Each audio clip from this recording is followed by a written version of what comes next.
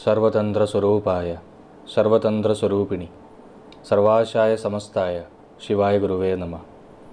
योगेन चित्तस्य पतेन वाचां मलं शरीरस्य च वैदिकेनां योपाकरोतं प्रवरं मुनीनां पतंजलिं प्राञ्जलिरानतोस्मि। नमस्ते। तो हम पहला सूत्र शुरुआत कर रहे हैं। पहला सूत्र है अध योगानुशासनम। अध शब्द,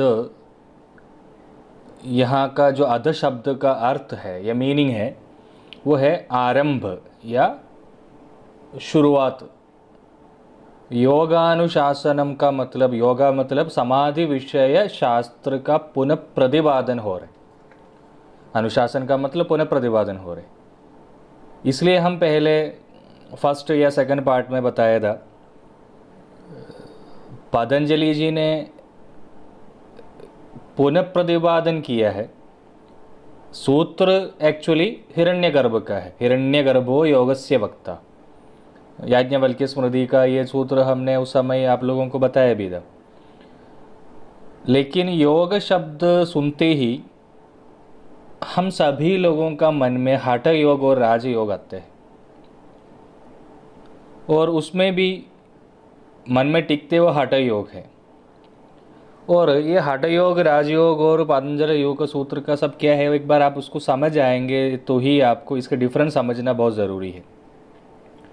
योगा का मतलब तत्वैश्वर्य भाष्य प्रकार समाधि है, लेकिन उस अर्थ या उस मीनिंग के अनुसार नहीं हमारा मन में योग शब्द। हठ योग और राजयोग ये है हमारे मन में योग का मतलब।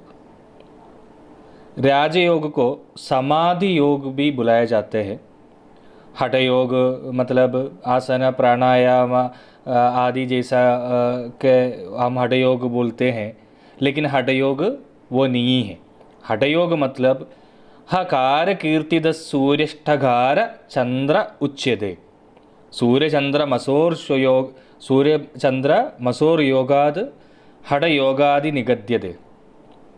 हठ योग का मतलब ये है, हकार से सूर्य या ईड नाड़ी को रिप्रेजेंट करते हैं, तो ठकार चंद्र या पिंगल नाड़ी को रिप्रेजेंट करते हैं। प्राण का आदान हान जो है वो सूर्य चंद्र का द्वारा है। सूर्य भेद या चंद्र भेद इस तरह का भी इसको बुलाया जाता है। एक नासाद्वार बंद करके दूसरा नासाद्वार द्वारा इनहेल और एक्सेल करते समय अगर सूर्य नाड़ी हो तो उष्ण होगा, अगर चंद्र नाड़ी है तो शीत होगा। इसलिए क्लाइमेट जैसा जैसा वेरिएशन होते जाते हैं, ये सब सूर्य चंद्र का अनुसार है। हमारा जो ब्लड है, रक्त है, ये हमारा एटमॉस्फेयर और क्लाइमेट के साथ बहुत जल्दी जुड़ जाते हैं, मिल जाते हैं। और ये सर्दी मौसम, मौसम का अलग अलग चेंज होते समय भी। और इसका जो अभ्यास, इसके एक अभ्यास के द्वारा आपको वो एटमॉस्फेयर भी बदल सकते हैं अगर योगी बन गया तो। एक महान स्वामी जी था जो स्वामी पुरुषोत्तमानंद, केरला के जन्म हुआ है। आपने उस समय का त्रिमूर्ति वगैरह बताते थे। उन्होंने अंग्रेज़ी लोगों को ऐसा चमकाया है कि उनको उसका कोई आंसर अभी भी मिला नहीं है। कैसा चमकाया कि स्वामी पुरुषोत्तमानंद वो पहले एक वाद रोगी था, फिर उसके बाद केरला का जो गुरुवायूर क्षेत्र का में अय्यप्पा भगवान को ध्यान करके वाद रोग वगैरह पूरा ख़त्म हो गया है। उसके बाद उन्होंने श्री रामकृष्ण प्रस्थान में जो पहले शुरुआत वाला जो बैच का स्वामियों से एक स्वामी है, उसके बाद वो तपस करने के लिए वशिष्ठ गुहा चले गया था। वशिष्ठ गुहा के एक विशेष ये है कि वहाँ पे बड़ी से बड़ी गर्मी का समय भी वशिष्ठ गुहा का अंदर ठंडक होते हैं। स्वामी पुरुषोत्तमानंद जी जो एक्सट्रीम लो क्लाइमेट में, मतलब सर्दी में, वशिष्ठ गुहा का अंदर बैठकर स्वेद करके दिखाया या पसीना निकाल के दिखाया, तो ये सब इसका कारण है। सूर्य भेद और चंद्र भेद, इस तरह का दो लेवल है। सूर्य नाड़ी, चंद्र नाड़ी भी बोलते हैं उसको। हकार सूर्य नाड़ी का रिप्रेजेंट करते हैं, तो ठकार चंद्र नाड़ी को रिप्रेजेंट करते हैं। ये दोनों प्राण का आदान हान होने का जो है, ये सूर्य नाड़ी और चंद्र नाड़ी या हकार या ठकार, ये दोनों को एक करना, ये दोनों को एक करना, ये है हठ योग। या इड पिंगला नाड़ी को एक करना या सूर्य चंद्र नाड़ी को एक करना, ये है हठ योग। ये दोनों को एक करने के लिए, ये दोनों को एक करना मतलब इडा को पिंगला करना, पिंगला को इडा करना नहीं है। सूर्य को चंद्र का चंद्र करना, दोनों को एक करना, संयोग करना। इसके लिए आसन, प्राणायाम जैसा चीज़ें हठ योग में बताते हैं। और उस वहाँ तक पहुँचने के लिए हठ योग में आत्मा राम मुनि इसके बारे में वर्णन किया है। और राजयोग मतलब केवल सुषुम्ना नाड़ी को संयोग करना, वहाँ पे ये भी नहीं है। केवल सुषुम्ना नाड़ी को एक करना, वो है राजयोग। योगानाम राजः राजयोगः, व्युत्पत्ति राजयोग का। हठ योग प्रदीपिका आत्मा राम यदींद्र का है। और हठ योग का प्रामाणिक ग्रंथ हठ योग प्रदीपिका है। वो पातंजल सूत्र से कोई मतलब लेना देना नहीं है, और वो पतंजलि का है भी नहीं है। लेकिन लोग इस तरह का सोच कर रखा है कि पतंजलि जी ने योगासन वगैरह इन्वेंट किया है और पतंजलि जी का है योगासन। पतंजलि का नहीं है, और पतंजलि को हठ योग से वगैरह कोई लेना देना नहीं है।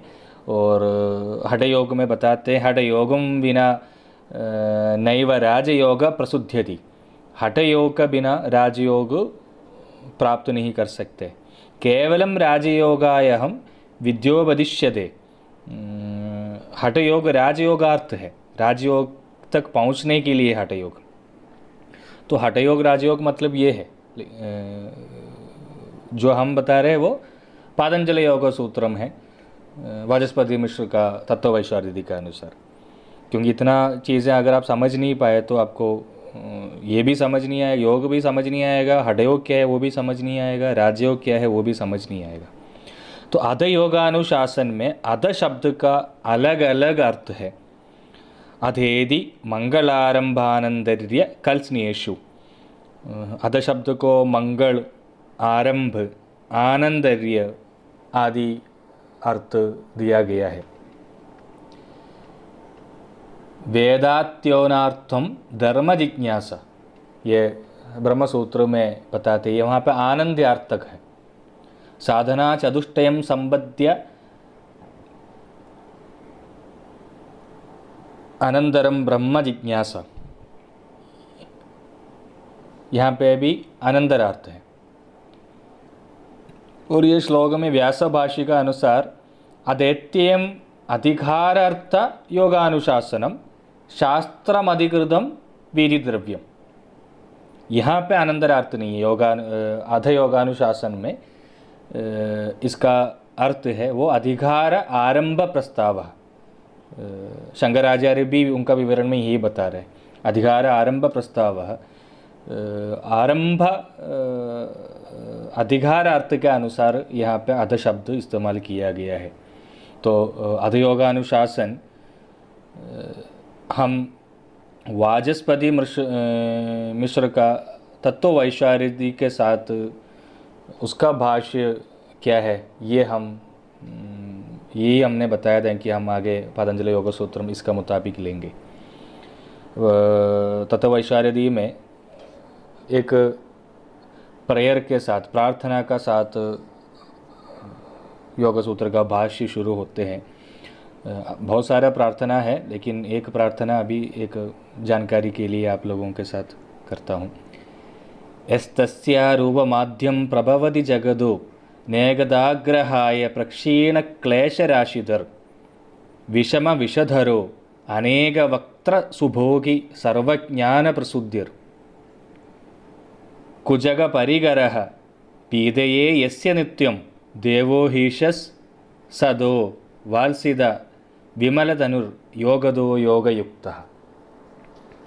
ये प्रार्थना है। इसका मीनिंग जगत का हित के लिए खुद का आदि रूप को त्याग करके बहुधा अवतीर्ण होके अविद्या आदि क्लेश राशि को